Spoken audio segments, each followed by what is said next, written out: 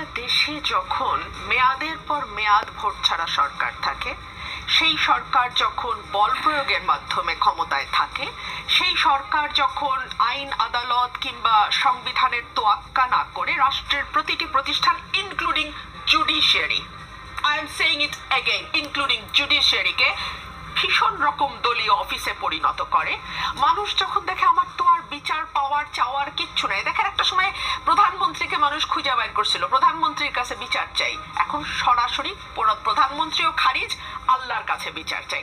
অনেকগুলো ছাত্রের বাবা মাকে আমি বলতে শুনেছি আমরা আল্লাহর কাছে বিচার দিয়েছি।